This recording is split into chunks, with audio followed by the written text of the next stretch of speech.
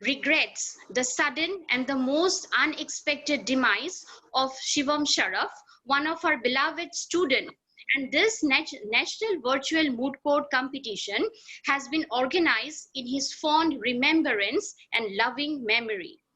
He was born on 10th October 1995, did his early schooling from Don Bosco School, Guwahati, and later from Assam Valley School. Shivam joined NEF Law College for BBA LLB course and had completed 7 semesters. He was the best Hindi debater and was an active member of the Rotary Club of Guwahati LUIT and served as its joint secretary. He was awarded as We For Her 2 champion by the Rotary Club of Guwahati LUIT. He created a number of awareness programs among youths in a year. He was a kind and an honest boy. Unfortunately, Shivam expired on 9th of March 2020 in a tragic accident. He was the only son of Dr. Ashok Sharaf, senior advocate, and the grandson of Justice Dr. B.P. Sharaf, former Chief Justice of High Court of Jammu and Kashmir.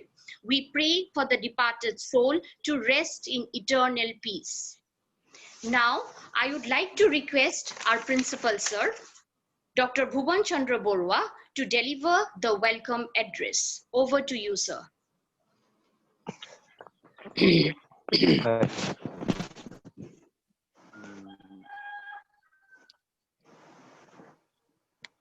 Paper silang kita.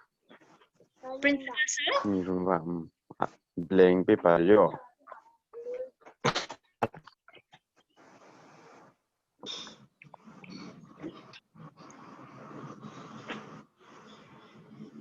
Principal, sir, you have to unmute yourself, sir. Yes, am I audible now? Yes, sir. Loud and clear. You are audible, sir. I can start. Yes, sir. Very warm good morning to everyone. Honorable Justice Alaminister, Judge Richard, Supreme Court of India. Honorable Justice Amitabh Roy, Judge Richard, Supreme Court of India. My esteemed friend, Mr. Niloy Dutta, Advocate General, Arunachal Pradesh. My most respected teacher, Professor Bhaskar Kumar Chakraborty, former Dean Faculty of Law, Guwahati University. Dr. Zakir Hussain, Honorable Director, NEF Law College. My esteemed colleagues, valued participants joining from various parts of the country, respected judges of this competition, my student friends, and the family members of Shivam Sharaf, our beloved student Shivam Sharaf, and ladies and gentlemen. It's a great pleasure for us that we are holding first national virtual. Hello. Radio is the problem, no?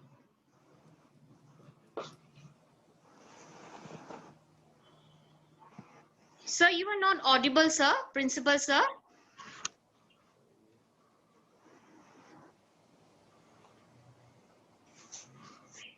Sir, you got muted.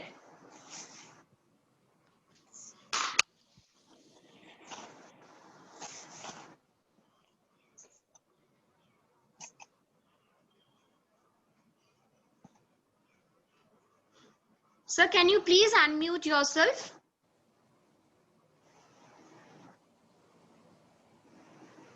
বলে যাচ্ছ না?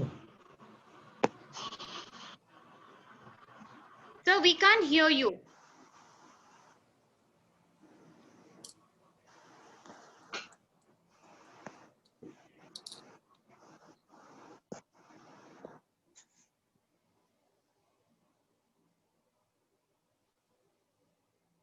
Sir, can you hear us?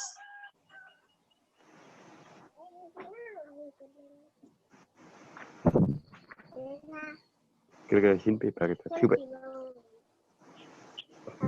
Kira-kira merela. I think he got disconnected. Probably principal sir has got disconnected because of technical issues. So we will move on to the inaugural session.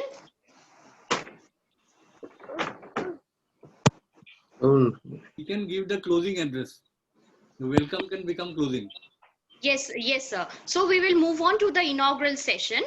And without further ado, let me give the introduction of Honorable Justice Amitabha Roy, who is the retired Judge, Supreme Court of India, and former Chief Justice of the Orissa High Court and Rajasthan High Court. He is also a FUNI Judge of the Guwahati High Court. I request Sir now to deliver the inaugural speech for the session. Over to you, sir.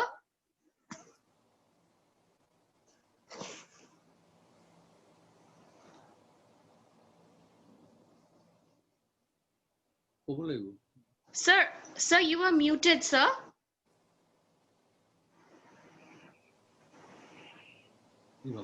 Now it's mute. Yes, Do you sir, hear me now? Yes, sir, we can hear you now. Okay. Good morning to all.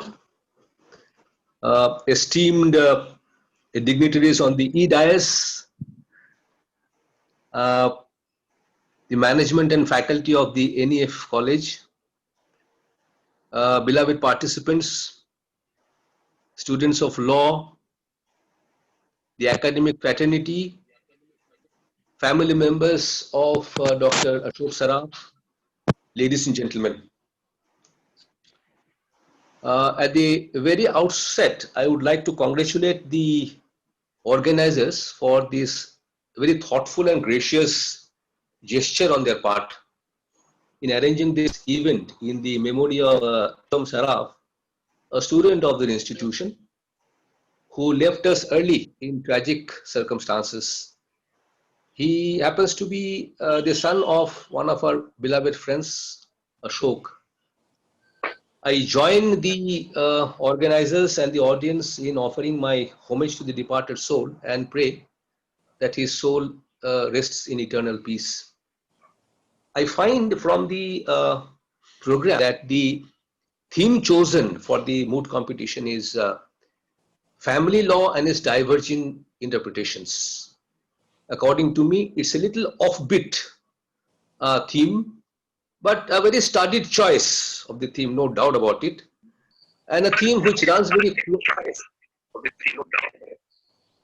and it runs very close to life with all subtle nuances of succession and then marriage, adoption, maintenance. I think the topic is very interesting and should also be challenging to the mooters. I appreciate the choice.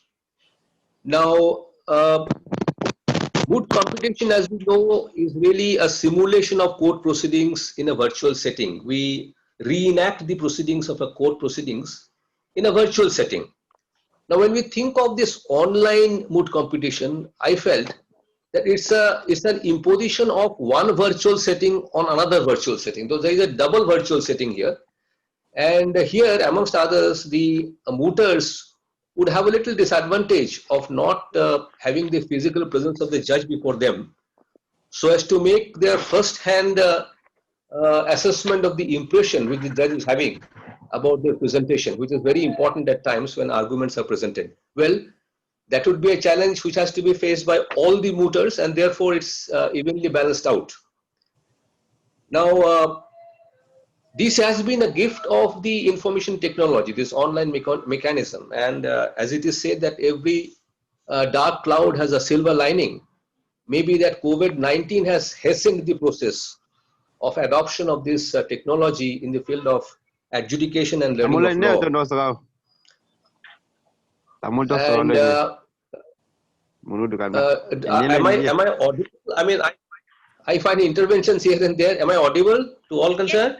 Yes, sir, you are audible. Sir, Okay. you are audible. I am finding cross feeds from all sides, so therefore I feel a little, I don't know, I'm a little unsure. Anyway, doesn't matter. Sorry for the... This is maybe one of, no. This is, I always have two expressions for this technology, mood and magic. Now, if it is really magical, there is no parallel. If it's moody, I mean, it's something, I mean, you have to repent and break your heads on. Anyway, doesn't matter. Technology is technology.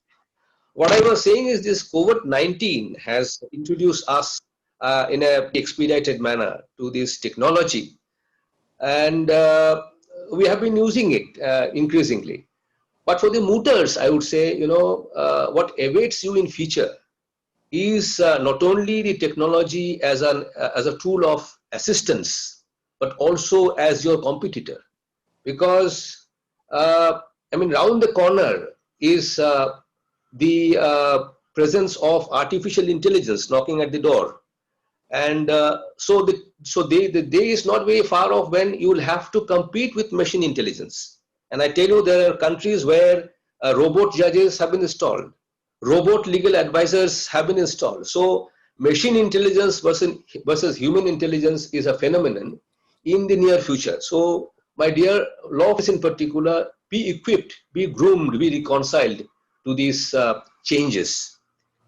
Now, moot competition, as we understand, is a blend of critical thinking and experiential learning. When you, in the process of analyzing the law and facts and preparing yourself, you learn through experience. That is really the concept of moot court. As for myself, I had always, seen every competition, including moot competition, something to be akin to any event or situation in life, like a situation or in life which inheres in itself many aspects, like your preparation, and then challenge, planning, execution, suspense, thrill, adventure, joy of triumph, and then despair of defeat, satisfaction on accomplishment, heartbreak on failures, resolve to do better. All these things you'd find in the competition as well. So I have always related any competition to a situation or exigencies in life. So if that approach is taken, I believe the mooters in particular, as far as moot competition is concerned, would feel themselves, everything is in their stride, comfortable and confident. So I think that should be the approach. I know that all of you have come here to win the competition. Fine, that's excellent. That should be the mission. But I tell you that winning the competition by itself is not the be-all and end-all of things. You have to participate. That is what is important. The spirit of participation is important. It is said that you play the game in the spirit of the game. That should be the spirit. And in doing so, my request to you, my appeal to you would be, please, please, please have a positive outlook. Please have a healthy mind. Please don't pick up negatives from the surroundings. That's absolutely destructive. You are at your threshold of life and career. You need not think about what is happening in the negative aspects or perspectives around you. You need to go ahead and contribute your bit for the constructive bit of the nation. That's my approach.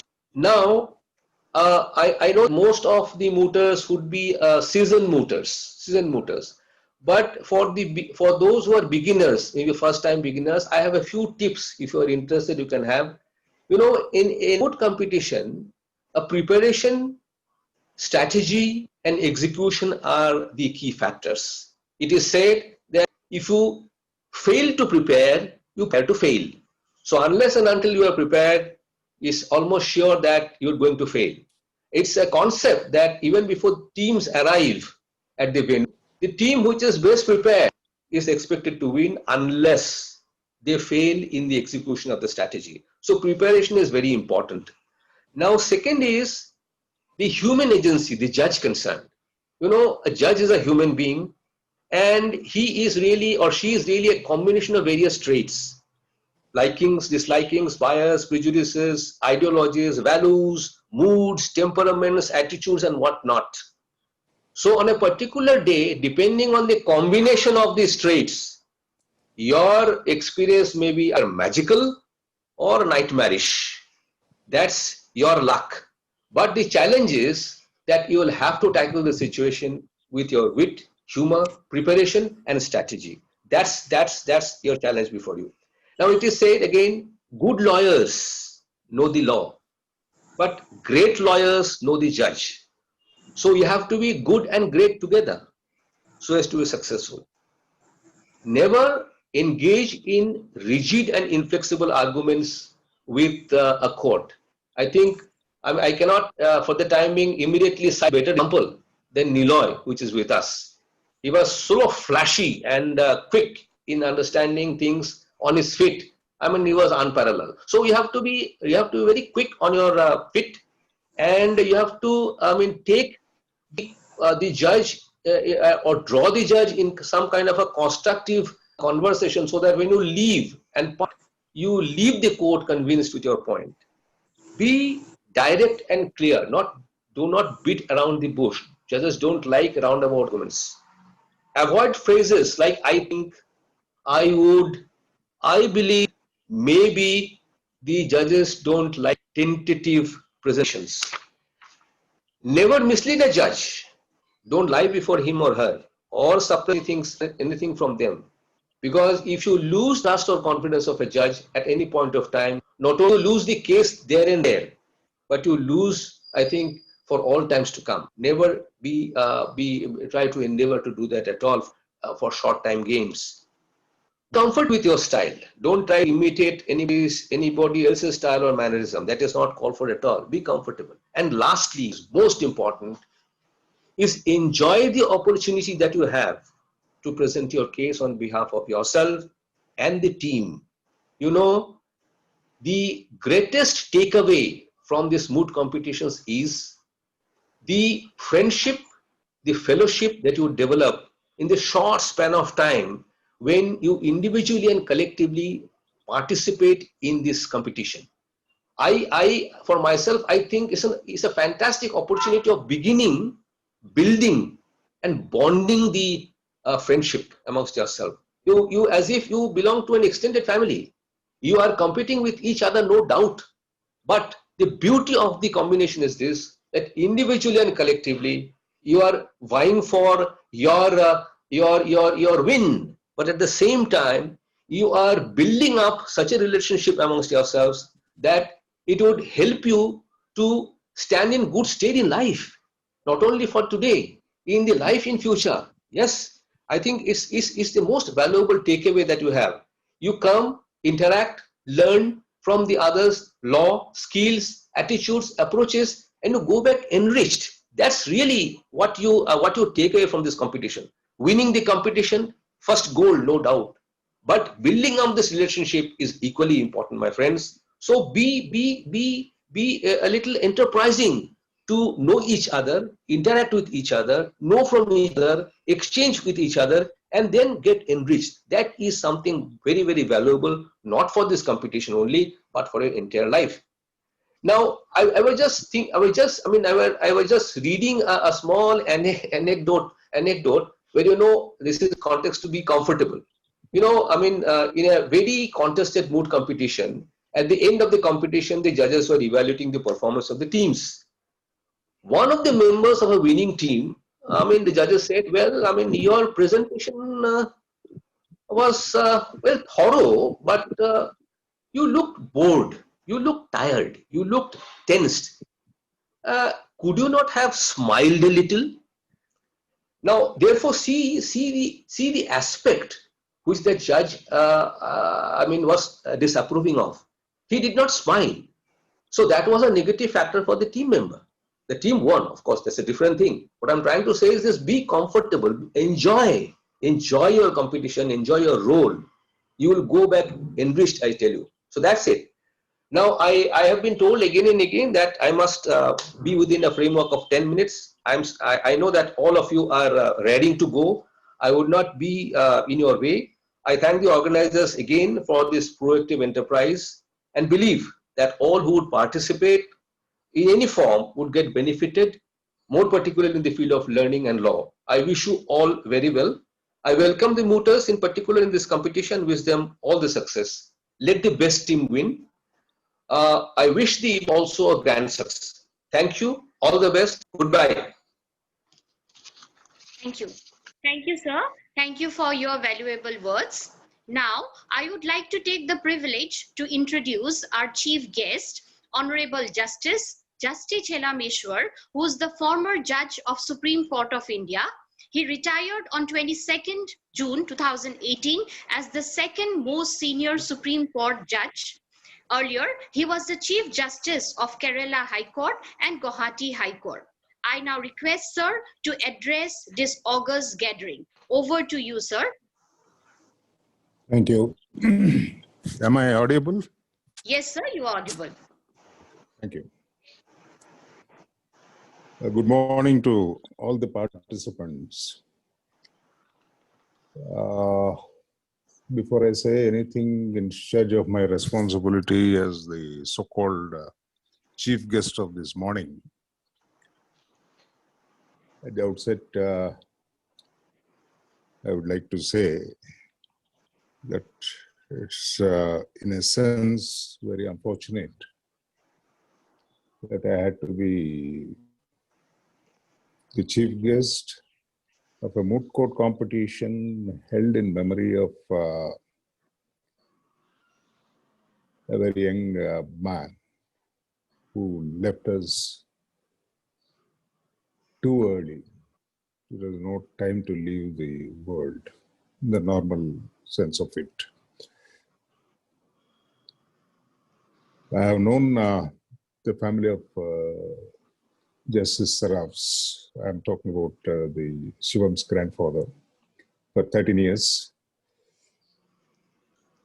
Though I never knew them before I came to Guwahati as Chief Justice in 2007, in a short period thereafter, Justice Saraf and I developed an excellent relationship.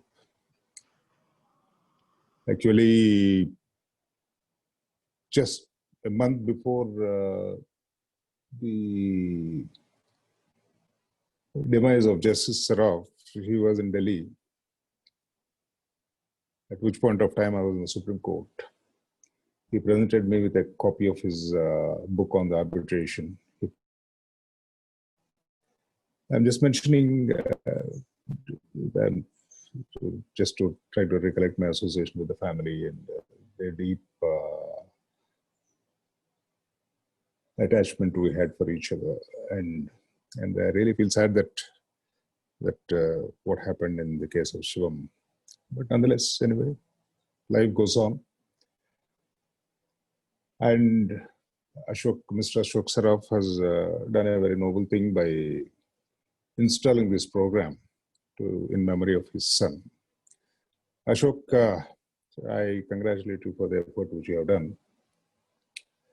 With these few words, let me perform the ritual of the so-called chief guest's inaugural address. Now, all the big lawyers and retired and sitting judges, if at all there is somebody participating in the program, may now not bother about what is going to follow. It's all meant for the youngsters, not for you people. If you want, you might as well switch off the thing. Now, my dear students, what is all this study of law is something which I request each one of you to ponder. Is it just another occupation to make a living, or is there any higher purpose in this? Is a question which I request every youngster who is undertaking the study of law to think over. So first of all, what is this law? And what is all this this activity about? As students of law, by now you must have at least, I don't know, all of you must have been in various years of the study of the course of law. But I'm sure each one of you have some, even whether you have completed your study of constitutional law, whether you have completed your study of the course. I mean, when I say a study of constitutional law, it's an unending process. I'm talking about the academic curriculum part of it. Now, all of you must be by now familiar with a few expressions like democracy, rule of law, constitution, and so on. Now, the basic purpose of law is to maintain an orderly society. And mind you, my dear friends, it's too complicated a job.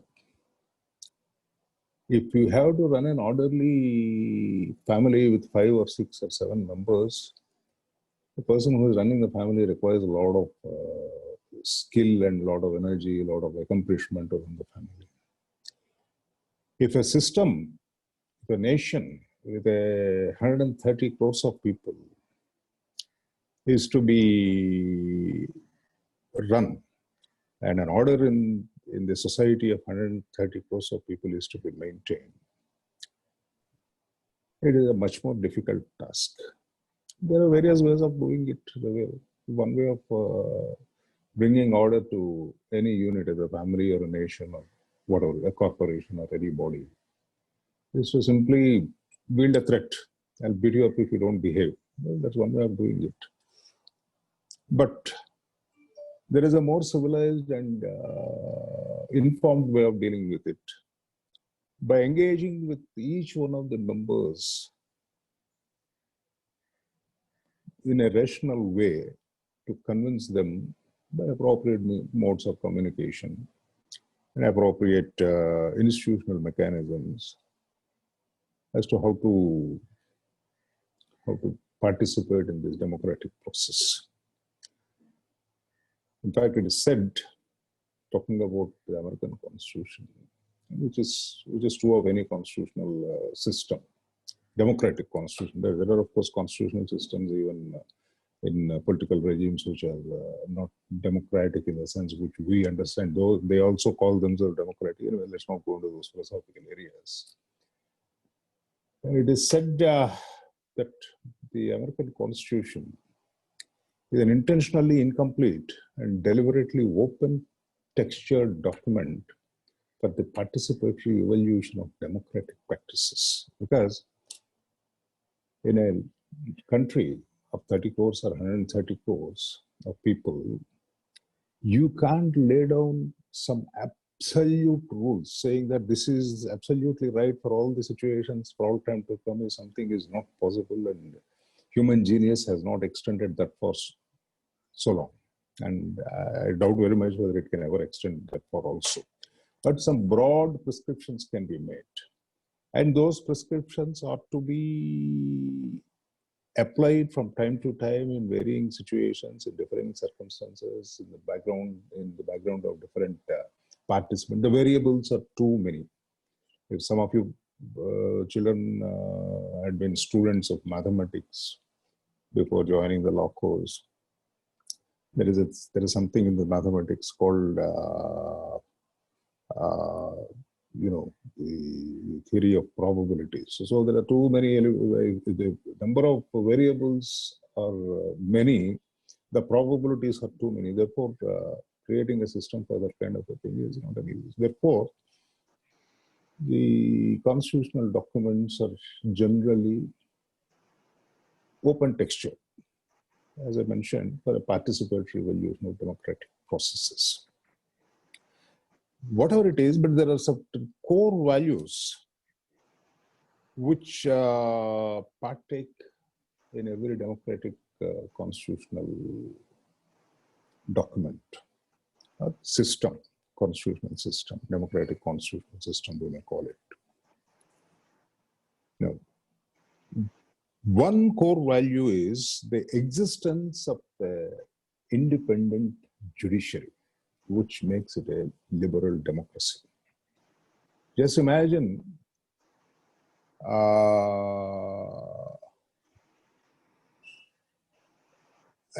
a society where we have a legislature, we have an executive to implement the laws made by the legislature, but there is no judiciary to examine whether the laws made are consistent with certain basic values of humanity, and also to examine whether the executive action taken pursuant to the law is consistent both with the letter of the law and also the higher values embedded in the Constitution. Well, everything may look very nice on paper, but in practice and in application, in the implementation of the law, it may not be very wholesome. Therefore, there is a need for an independent judiciary. It is said that an impartial judge is a landmark of a healthy democracy. Now, when we talk about an independent judiciary, It's not only the judges which constitute the judiciary according to me. It is both the bar and the bench which constitute the judiciary. Now, what exactly the relative roles of these people? I don't want to go into that big question now. Now, as students of law, you are at the threshold of becoming a part of the judicial system of this country. After all, ultimately, lawyers, great or not so great lawyers, judges, great or not so great judges, lawyers and judges who are successful or unsuccessful, all of them come from the law colleges where they are introduced the study of law. You are at the threshold. Now, how well you learn the nitty-gritty of the law, what are the various branches of law, and what does each one of these enactments or the statutory rules or whatever is the form of the law, what do they prescribe or proscribe? These are matters of detailed study. You will do it over a period of time in your life as long as you are associated with the field of law. But the role of legal education is to train for that kind of a study. Please remember, the study of law is never complete. What you do or what any student in any law college does is that he is getting trained as to how to examine a legal problem, to understand what is the structure of the legal system, how to approach the legal problem. This is the only training which the law colleges undertake. No law college can ever impart the whole body of law, knowledge of the whole body of law to anyone. It's simply not possible. It's simply impossible. That's not the idea. That's not the purpose. That is not going to happen. You are only trained. On the training for the rest of your life, so long as you decide to stay back with the discipline of law, or if you want to pursue some other activity in your life at a later point of time, well, that's a different story. But then so long as you wish to continue with the association with the field of law, it's a constant education for the rest of your life. But on an occasion like this, with those things you will learn by and large as you go ahead with your study of law and your profession. But please remember, you must always keep an open mind. You must be always willing to work hard and study the problems and apply the law to varying situations. I may tell you something, I don't know, some of the youngsters, of course, I find some of the youngsters are very brilliant in the last 30, 40 years of my own life, my own interaction with youngsters. But I wonder, when I interacted in the last 10 years with some of these youngsters, I was half as enterprising as some of these brilliant youngsters are concerned. Because the simple reason is we didn't have so many avenues of information when we were young and when we were at your age. I was fully 31 years before I saw a television in my life. Well, today you have the internet and the smartphone in your hand, you know what all is possible on that. Now, but my dear students, in the next 30 years, this world is going to be a totally different place. Most probably, I will not be there to see the thing. Most probably, because I'm already approaching 70, but you will see it. The tremendous growth of information technology, artificial intelligence, and biotechnology is going to change this world beyond all recognition.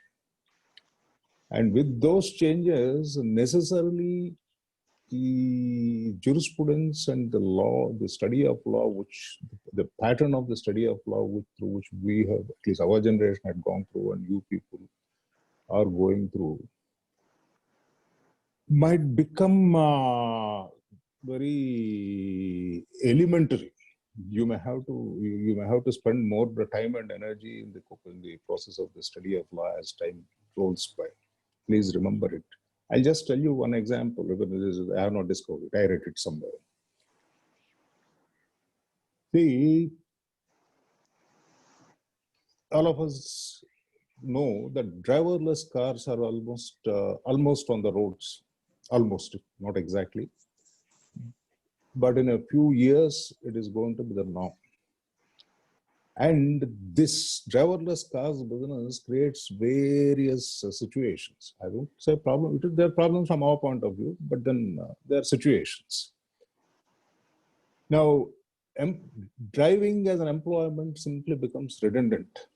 So what will happen, whether these retrenchment processes, so on and so forth, your existing labor laws, and how do you handle those things? Well, these are all questions. They are more complicated questions. When a human being is driving a vehicle, suddenly he is going on a national highway at a speed of 100 kilometers with all these modern cars, where they can really touch 160, 170 without any effort, kilometers without any effort. And on the highway, there is no speed restriction. Let us imagine a highway where there is no restriction on the speed. It's a point. And it happens everywhere, and in this country, it happens more frequently. You suddenly find a child crossing the national highway, because all our national highways, we find villages all around. And it's possible always, anything is like this is possible. If a human being is driving the car, he has to take a decision in a split second how to save the child, whether he can save the child at all. Or in the process of trying to make an effort to save the child, he would put at hazard the lives of 4 other people who are sitting in the car. Maybe they are related, they are not related. So 4 more lives, simply let us take the mathematical truth of it. These are all questions which the human mind computes in a flash of a second and arrives at some conclusion, rightly or wrongly, ethically right or legally right. These are all different questions. Then if a mechanized car is to take that decision, the computerized car, a driverless car is to take that decision, it necessarily depends upon the software written into that computer which operates the car. Then if a lawsuit were ever to be brought about such a situation, and you imagine what kind of knowledge of law, what kind of a knowledge of technology you people are required to have. I'm just only indicating the problem. And of course, I have not invented this example. You can find this example. There is a recent book, very beautiful book titled 21 Lessons for the 21st Century by an author called Noah Harari. If somebody is interested, you read that book. It's very, very, very, very informative about various things, what is going to happen in the next 30 years, and so on and so forth. But all this, my dear students, is only to inform you that the study of law is never complete. And moot courts are only a part of the study of law to train you eventually for how to be a good lawyer, and more particularly arguing counsel. A lot of lawyers don't go to the court. Some of them simply stay back in the chambers and they work on documentation. There are various branches of activity nowadays. Now, those who want to be practicing lawyers in the sense of arguing counsel, this book courts is a great training ground. Beyond all this, my dear young friends, I only request all of you to remember, all this is meant for, all legal systems, all constitutions, all laws are basically meant for promoting the welfare of the human beings. All laws are meant for human beings, not meant for, okay, now, in coming days, maybe they will also be meant for robots or automatic cars or whatever it is, but then basically it's meant for the human beings. And there are certain eternal values cutting across the place, nation, religion, language, so on and so forth. There are certain eternal values which are part of the human race. And one of the first things is respect for truth. Never forget it. remember, in fact, one of the judgments in the Supreme Court long back, Justice Chinappa Reddy, in the context of a criminal case, said, a criminal prosecution is a voyage in search of truth, he said. It's not only criminal prosecution. I believe all the purpose of law is a voyage in search of truth. And the truth may be relative, that's always a matter. But then that's one value from which we can't afford to depart if we really mean that we want to live in an orderly and a civilized society. Please remember this always. That's my request to the younger generation. And I wish each one of the participants a grand success in their professional career, irrespective of the facts who is going to succeed in this competition, who is going to be the winner of the prize. In fact, I would just conclude this with a famous statement which I'm never tired of repeating. John F. Kennedy, in some context, said, I think he said it about Theodore Roosevelt. He said, credit goes to that man whose face is marred by the sweat, the dust, and the scars of the battle. If he succeeds so daringly, he knows the high thrills of achievement. If he fails so daringly that his place shall never be with those cold and timid souls who know neither defeat nor victory. So it's the battle that matters, not the success or failure. I wish you all the best. Good luck. Thank you. Thank you, sir. Thank you for your kind deliberation and sharing your thoughts with us. NEF is really honored with your kind presence today. We also have amongst us today Mr. Nilay Datta. Hello? Yes. We also have amongst us today Mr. Nilay Datta, most renowned senior advocate, Guwahati High Court, and Advocate General, Arunachal Pradesh. I request sir to deliver his speech. Over to you, sir. Good morning, everyone. It is a great day for Assam and also for Northeast that we gather 42 law colleges from all over the country, and for an occasion which will be the first virtual moot court I have ever witnessed. I don't know about others, but for me, this is the first time that I see a virtual moot court. I pay my homage to Shivam for his untimely death, but the great Saraf family, it has been my honor to be in contact with this family. When I joined the bar, it was my guru, Ashok's father. In fact, Dr. Saraf has been a great patron of young advocates. In fact, Ashok is not like that. Ashok would always collect whatever his dues are from the youngs. Dr. Saraf gave us his law books free because that time we did not have that kind of money. But he was a pioneer of legal expansion in this part of the country, which now Ashok is carrying on that burden. And I am very pleased and honored to be part of this Saraf family endeavor. So my great salute to Ashok and his family. I would also congratulate Dr. Hussain and Dr. Borua, who have taken up a great role in legal education and spread of legal education in this part of the country. And I'm sure with all these great combinations, NEF will march forward for greater glories in the days to come. It is nice to see Dr. Chakraborty also. After a long, long time I've met him virtually. Nowadays this virtual meeting have become this one.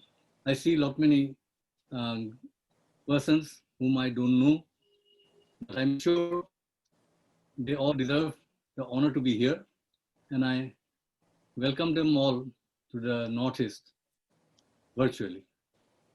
It reminds me of the young kids who are participating in this competition, that had it been a moot court, physical moot court, I'm sure you would have come all the way to Guwahati, and it would have been a trip by which you would have been able to understand the varied life and culture of the Northeast.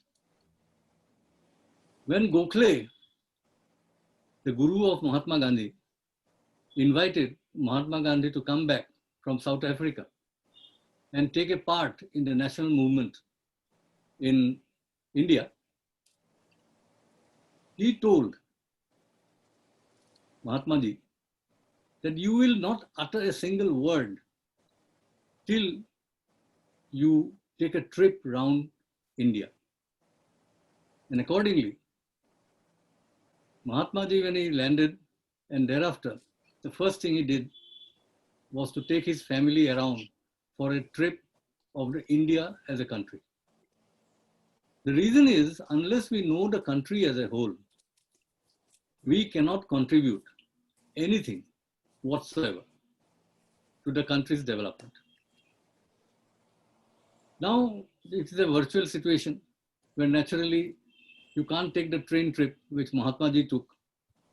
But when the days would change, when we would have better days, I would request my young kids, please take a trip by rail through the entire country. It would be an experience which you will cherish and which will guide you for greater glories. Because if you have to work law, if you have to study law, if you have to research law, the only way to do that is to know the practical reality of this entire country. This country is too big, too diverse. So unless you take this trip, you would not understand the application of law in this part of the entire country. So take that trip which Mahatma Ji took. Now, suppose we don't have that kind of a situation. So how do we do this discovery of India? Mahatma Ji's trip was a discovery of India. How do we do it in these days? Takes me back to Jawaharlal Nehru when he was incarcerated in the jail by the British. He wrote letters to his daughter, and those letters give you the discovery of India. That book becomes the guide for Indira Gandhi to read father's experiences, and that was the discovery of India she had. Now in this virtual world we right now face, you can have a discovery of India. So please do that, if not the rail trip. If you, today when you are maybe in Bangalore, maybe in Mumbai, please try to find out, give 1 hour's time, 2 hours time to take a virtual trip of the Northeast. You won't regret that. It would take you to the peculiar culture, the strong bonding of the people of the Northeast. It will teach you how diverse migratory population get together and then get into a bonding and live a life. This will help you in developing a legal career in your own area. It's become very important that way. Having said so, I would also reflect only one simple fact which my friend Amitav Roy indicates. For me, he will always remain the friend, never a judge. Once when I argued a case before him, he slept because I was so boring. So I hope today he is not sleeping. When I'm not there, he is sleeping.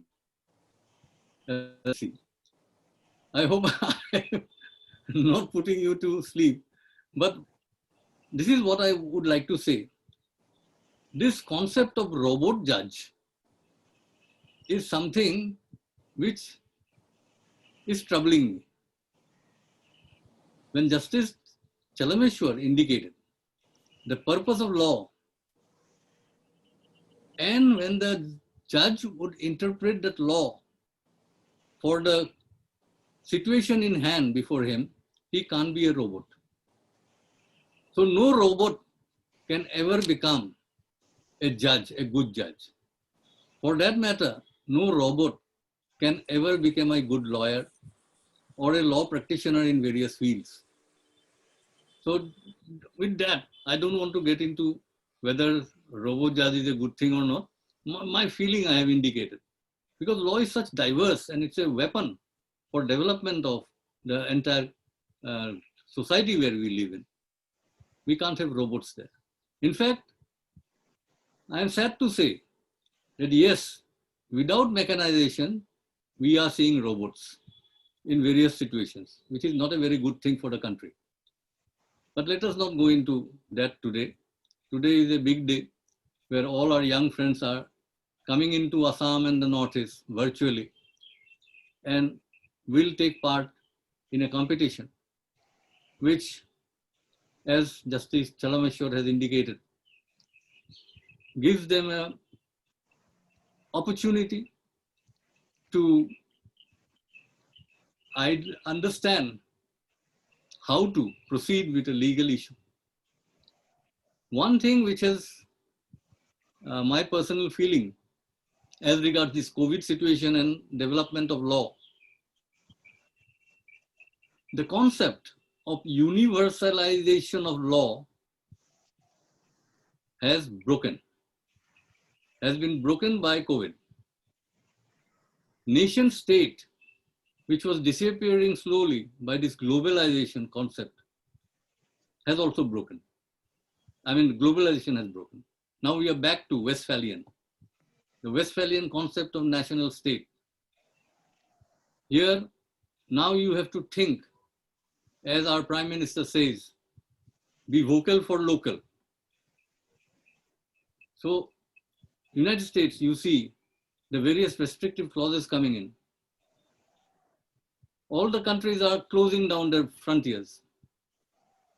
Therefore, law is also changing very, very fast. We are at the crossroads today. We will definitely face a situation where our social order, our economic order, our political order all over the world will change and will go on changing. We have to now adapt. The life as such will change. It will never go back. We don't go back to the past. Impossible. COVID has changed it. So once it has done, the law, the legal order will also change. So this is important for the students of law, because at one point of last 5 to 10 years maybe, we were dreaming about globalization of law, universalization of law, multidimensional trades, mergers, acquisitions. I have grave doubt whether COVID will ultimately allow all this. Remember, the 1918 influenza, which hit India, the Spanish flu as it is called, that changed the entire legal system of this country. And this COVID will also change. I don't know whether it's for good or bad, but it will change. The dreams of the past will possibly guide us for the vision of the future. But the future's vision will never be the dreams of the past. So with these few words, I wish everyone a very strong competition. And as we always say at the last, let the best team win. But my heart always goes to the underdog, because it is the underdog which ultimately, I hope, will win the race of life. Let us all be the tortoise and not the hare. I hope the tortoises will also succeed in their war of life. Thank you very much. Wish you all the best. Thank you. Thank you, sir, for your speech. Now I would like to take the opportunity to request Professor B.K. Chakraborty, former Dean, Department of Law, Guwahati University, to speak a few words. Am I audible? Yes, sir, you are audible. Respected dignitaries on this virtual platform, judges and participants of this national moot court competition, and ladies and gentlemen. Good morning to all of you. It is a great pleasure to be present amidst you all. I thank the organizer for giving me this opportunity to be with you this morning. I have been given to understand that this is the first virtual All India Moot Court competition ever organized in Northeast India. I have also been told that in this competition, not only the law colleges, but several law universities also have joined or will join. I congratulate the NEF Law College for organizing this national competition in such a large extent. I'm sure from this competition, not only the participants will benefit, but the clinical legal education also will get a boost up. Moot court is at present one of the components of the clinical legal education. The objective of clinical legal education is to equip a law student with all the skills which he must acquire to groom himself to be a future professional lawyer. During our days, that is when we are students in 70s, hardly any emphasis was put upon this skill development of the students in the law colleges or universities. No doubt, there was a moot court paper as the 30th paper in the 6th semester of the law syllabus of the university from where I did my LLB. But there was neither any moot court class nor any examination or evaluation on that paper. This means we are given the degree on the basis of written performance only in 29 papers. Anyway, my purpose here is not to defame or criticize any university, but to state the pathetic condition of clinical legal education at that time in India. It is nice that the Bar Council of India has now reformed legal education to some extent and made clinical legal education a compulsory component of the law curriculum throughout the country. But it is to be admitted that due to lack of infrastructure, there exist many constraints in implementing the clinical legal education components, and law colleges are finding many challenges in grooming the law students well equipped with the professional skills. Here lies the importance of such a all India event for the furtherance of the course of clinical legal education.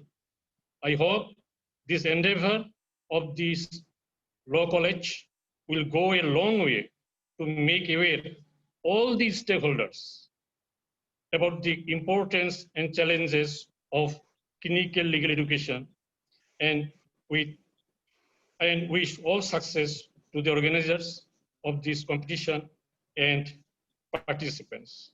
And I will fail in my duty if I don't pray for the eternal peace of the departed soul who left so early in his life. Thank you very much. Thank you, sir. Thank you for your kind words. So we have come to the end of the inaugural session. I now request Dr. Karavi Burman, Assistant Professor, come Co-Chairman, to propose the vote of thanks. Bhaskati,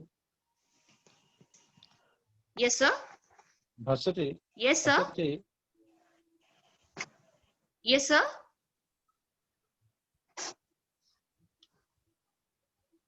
Hello?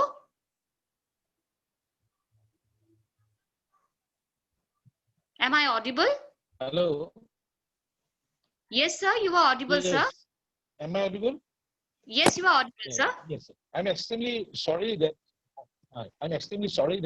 I was disconnected during the time of my speech. I apologize for it, and I did not think that I may be the victim of artificial intelligence. Probably this is the new norm. So, so again, I apologize for it. Please go ahead. Thank you, sir. So we have come to the end of the inaugural session.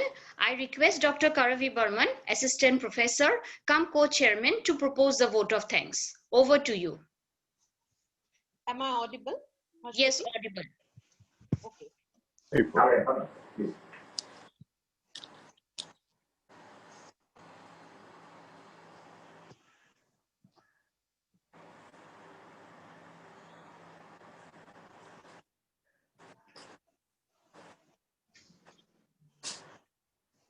Dr. Karavi Burman, you have to unmute yourself.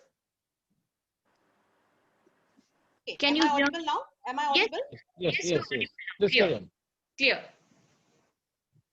Okay. A very good morning, everybody. I, Dr. Karavi Burman, Assistant Professor, NEF Law College, deem it a matter of privilege and honor to offer the vote of thanks on the momentous occasion of the inaugural ceremony of National Moot Court Competition.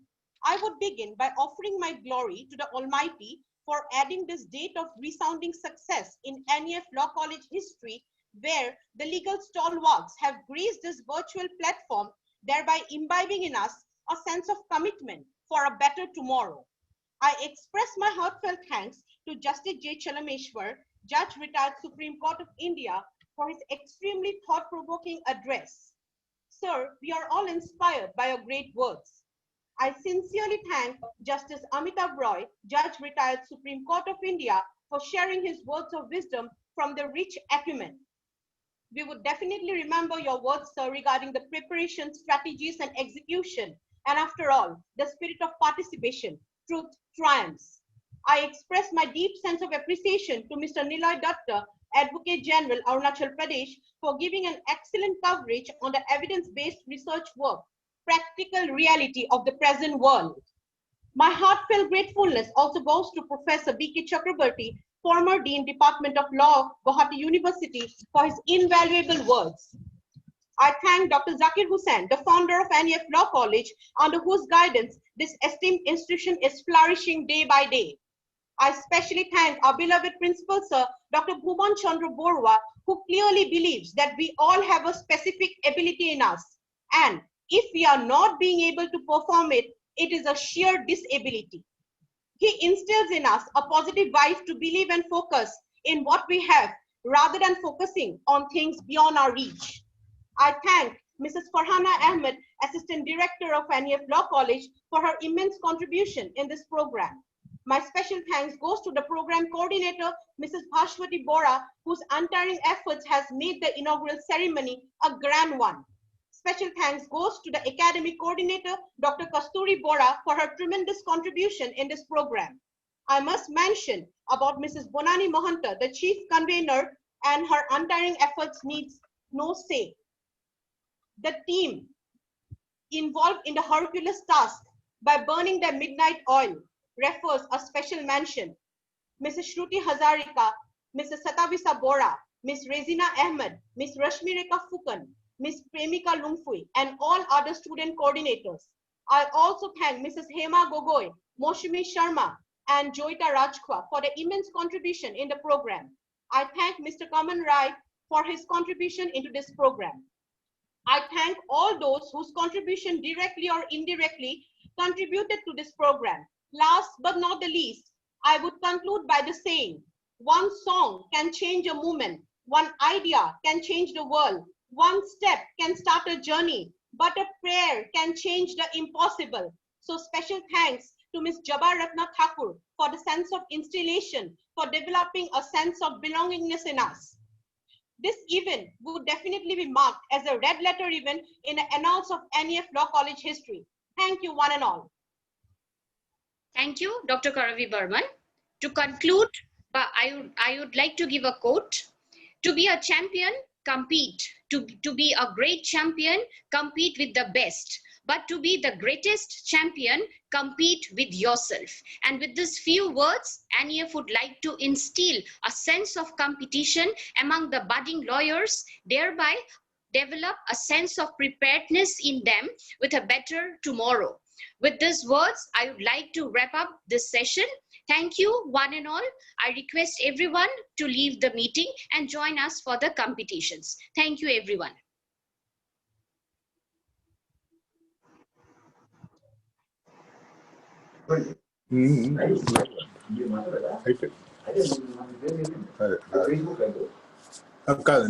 Zoom అని